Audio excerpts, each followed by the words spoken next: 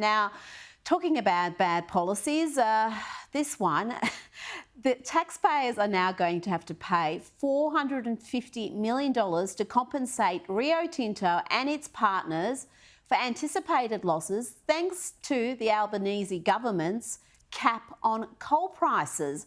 Leisa, did they think this through? Rita, if you could explain to me the maths and the logic behind this, then you're doing far better than anyone I've spoken to point. Because at the moment you've got the heralding, they did it today at the Woodford Folk Festival, that you're talking about the energy prices, and he's going to be able to pass on to households a saving of like $230 in next year in their household bills as far as energy.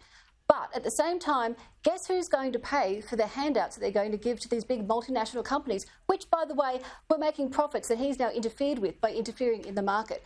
The people are us, you and I. Our taxpayer dollars are now going to be handed over to companies like Rio Tinto, which, had the government not meddled, they would have quite happily continued along, making their profits, putting the coal that we need into the system and keeping our lights on. But no, we've had market intervention, and what we're going to see now are companies like Glencore have already said, well, we're pulling a $1.3 billion project that we have planned for Queensland. We're going to see gas companies doing exactly the same thing.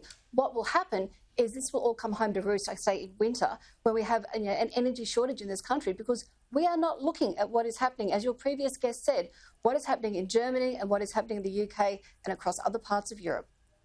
Sophie, I do wonder how the Greens and the Teals, I mean, if there's anything different between them, I don't know what it is, but I wonder how they feel about this plan, given they voted for this and now hundreds of millions of public money is going to go to these mining companies. Well, it's really quite an embarrassing turn of events for all of them. Australians were really sold a pup because they were told at the federal election that their power bills would be going down.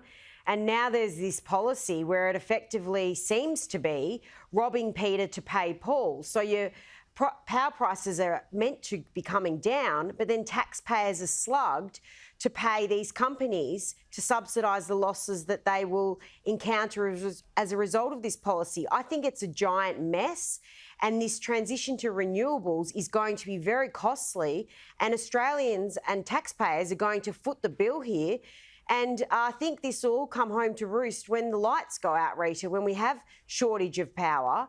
People will start to really see the problems that we have that lie ahead of us that we've seen in countries overseas.